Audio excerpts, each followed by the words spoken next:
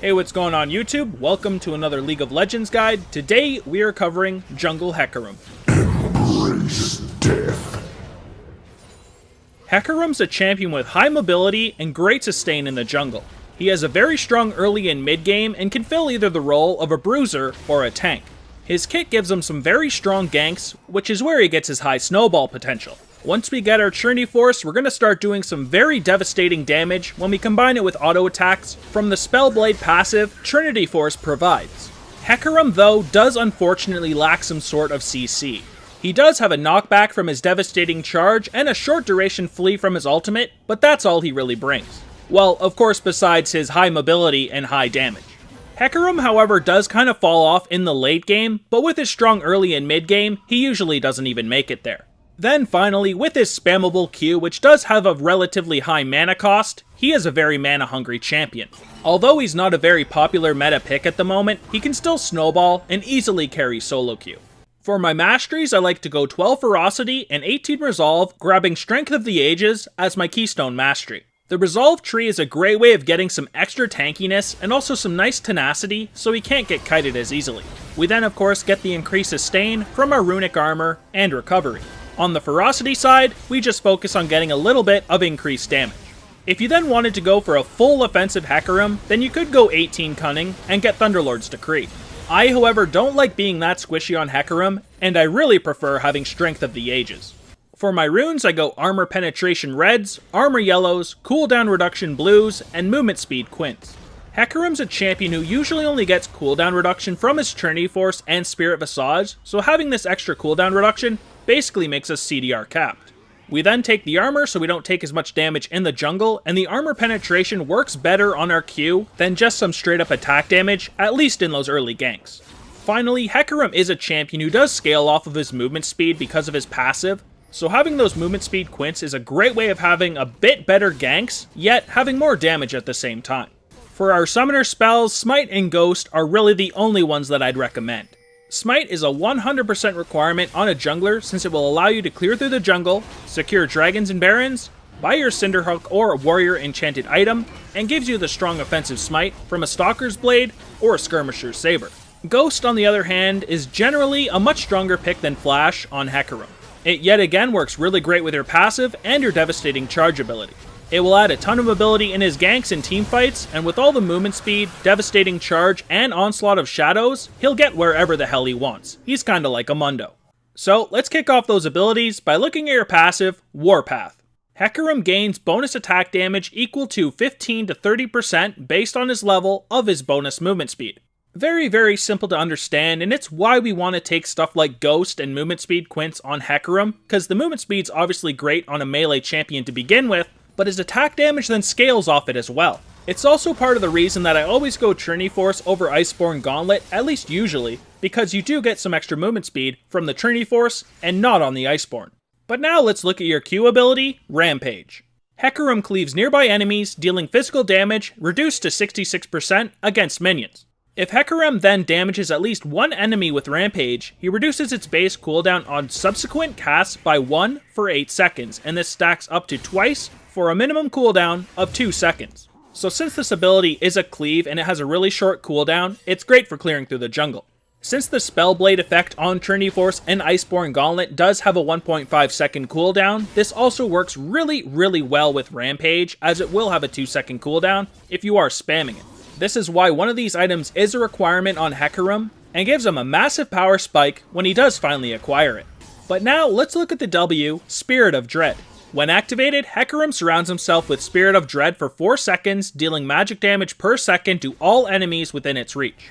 While this ability is active, Hecarim is healed for 20% of the damage taken by enemies from any source within the area, capped from minions and monsters.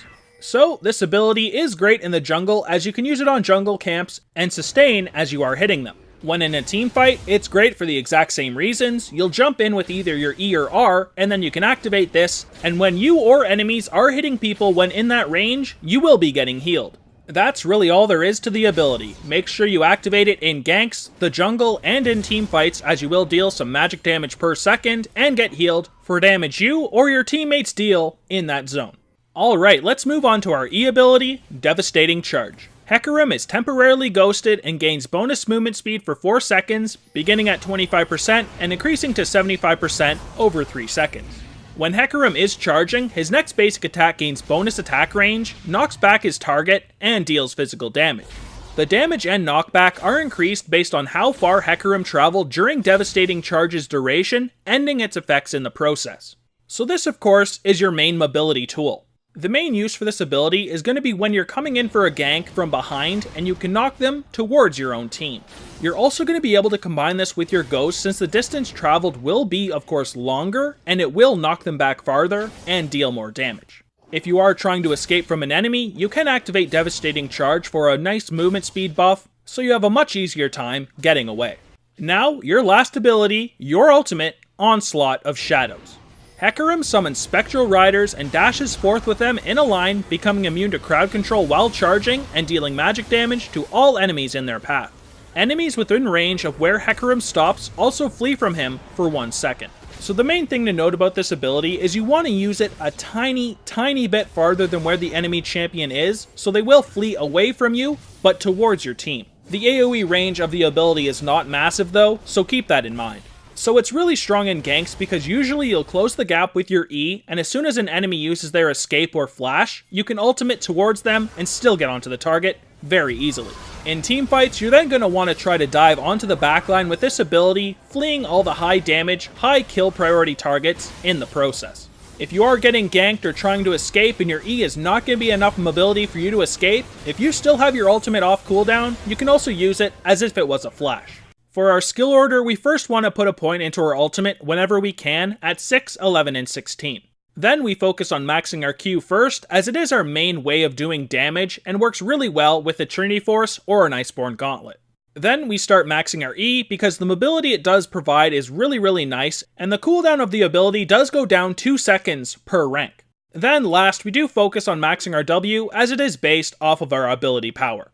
Hecarim has a pretty good jungle clear and can really start wherever he wants. You are, however, pretty mana hungry early on, so I would suggest you get your blue as either your second or third jungle camp. I personally like to start on my red side, then take my wraiths, and then finally move on to my blue buff third. Once you get that blue buff, you can either invade the enemy jungle, gank, or buy and then go back to your jungle and have a very easy clear with that blue buff. You'll also want to try to finish off your jungle clear on the side you think will be pushed by the enemy.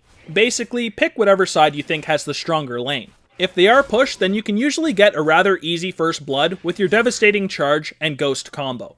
To pull off a successful gank, you need to knock the enemy back towards your team with your Devastating Charge. You can run down the river of a push lane, then sweep in from behind and knock them into your team. You're also able to sweep in from behind the enemy tower if the lane isn't too pushed. So this picture here is what I'm talking about. If the green is your allies and the red is the enemies, you are this blue arrow here. As you can see, the enemy has warded the bush and river, and that's not a successful gank path considering they're not pushed. Instead, we go up and around the back, make sure you do use your ghost when you are coming towards the tower, then activate your charge and push them into your team. This is a great way to catch the enemy off guard, because they will think they're safe when they do have a ward there. They generally won't be expecting a gank from behind. Once you have successfully knocked the enemy into your team, you'll want to activate Spirit of Dread and start landing your Rampage while also auto-attacking in between with those Spellblade procs. When the enemy tries to escape, you can then use your Onslaught of Shadows to make them flee back towards your team. Hecarim's a pretty solid team fighter because of his AoE damage, fear, and his tankiness. Usually you'll want to spread out their team with a 5-man fear from Onslaught of Shadows, or knock a high kill priority target into your team. After this, you'll want to focus on the backline threats of the enemy team. Focus either their AP or AD carry, because they'll have no other option but to focus you, which should put your team at an advantage. In those fights, make sure you do activate your Spirit of Dread to get sustain, then do damage with your Rampage plus Spellblade procs. So now let's look at some hard matchups, and keep in mind these obviously aren't all of them, but I am going to cover 6 of his hardest ones. So anyways, first up, Rammus. Now he's not hard because he's just going to keep killing you, but he's hard because you can't kill him. His power comes from his ganking and his map presence, so you'll have to try to keep up some vision to help deal with his consistent ganking. The next thing you're going to have to do is try and counter gank him whenever you can. Wukong is then a really hard matchup to deal with if he gets ahead of you. He's going to outduel you early on and is always a threat to you and your team with his Cyclone. Once you do get your Trinity Force, you can start to win against him, but don't fight him too much early on. Shyvana is then a champion that outduels you pretty much all game long and has great late game scaling as well. You, however, have much better ganks. But then the bad thing is, she's very good at counter ganking. So the best thing you can do here is keep vision on her as much as possible and don't fight her too much 1v1, try to outmaneuver her. So here are 3 more hard matchups, and first up, Volibear. Yet again, he's a champion that you don't want to duel early on. He's very strong with his passive Chosen of the Storm and deals a lot of early damage with his Frenzy. Hecarim, however, has much better scaling as the game does progress, so you pretty much just have to wait till later on to actually kill him. Then there is Olaf, and he's one of the strongest junglers right now, and the most likely one that you'll probably see. He's got a very strong early game, and you need to avoid him as much as possible until you do get your Trinity Force. He's then also going to be rather annoying because he can't be fleed from your onslaught of shadows, so if you can, wait until it's over. Last up, Nidalee, and she's just incredibly annoying. She's got so much mobility and can take really weird routes to gank, so it's very hard to keep track of where she is. Once you do get your Trinity Force, you're going to be able to outdamage her, but unfortunately, you're not going to be able to stick to her. Wait until those late game team fights because she falls off even harder than you. Now let's cover our last section, the item build. So we're going to want to start with a Hunter's Talisman, Refillable Potion, and a Warding Totem. For our core build, we'll want to get Stalkers enchanted with Warrior, then our Trinity Force, and a Deadman's Plate. Trinity Force is so strong on Hecarim that some people even take it before they finish their jungler item, so this is a very viable option. This will give you a ton of early game damage, and you will get some nice tankiness from that Deadman's Plate, and some added mobility as well. Now, if you do prefer to get tankier instead, you could get a Cinderhulk, or an Iceborne Gauntlet, or perhaps even both. I'm not too big of a fan of the Iceborne Gauntlet on Hecarim right now, but Cinderhulk is a very viable item. Also, remember that Skirmisher's Saber is a great pick as well, which is of course the red smite. You can take it over Stalkers, but I do prefer Stalkers myself. If I do have some forms of crowd control in the lanes I'm ganking though, I will take the red smite. For our boot options, we can get Boots of Swiftness for full-on mobility, Merc Treads if there is some sort of CCs or AP on the enemy team, Ninja Tabis against AD, or Boots of Mobility for really fast ganks. Then, for the item pool, if we wanted to add some more damage, we could get the Yumu's Ghost Blade. The Activate works so well on Hecarim, but you will be a really squishy target, which is why I don't take it too often. 2 better items in my opinion are the Sterak's Gauge and the Maw. Both are great ways to stop you from getting bursted and add some damage at the same time. Then, one of the items I usually get in my item build, the Spirit Visage. The healing works great from your W, and you will get that 10% CDR, which is really nice in our build. Banshee's Veil is then another great magic resist item, and the shield can be great for when you are engaging, as it can block a CC. For armor options, we have the Randuins if we do want to reduce crits, Thornmail against really high AD auto-attacking teams, and Frozen Heart pretty much for the same reason. If we then wanted to instead add some split push, we have the ZZ Rot Portal, and in that ultra late game, Guardian Angel is super strong, coming back to life is friggin' awesome. So, for our tanky bruiser build, we take our core, add that Spirit Visage, and a Guardian Angel. We'll still deal a ton of damage with the Warrior Enchantment and that Trinity Force, but we'll be really tanky with the Deadman's Plate, Guardian Angel, and Spirit Visage. For our full tank build, we instead took that Cinderhulk and Iceborne Gauntlet combo, stuck with that Deadman's Plate, added a Spirit Visage, and then a Randuins. We don't have near as much damage, but god damn are we ever tanky. So that concludes our Jungle Hecarim guide. If you guys enjoyed the guide, please make sure you like, and if you're new here, you could also subscribe.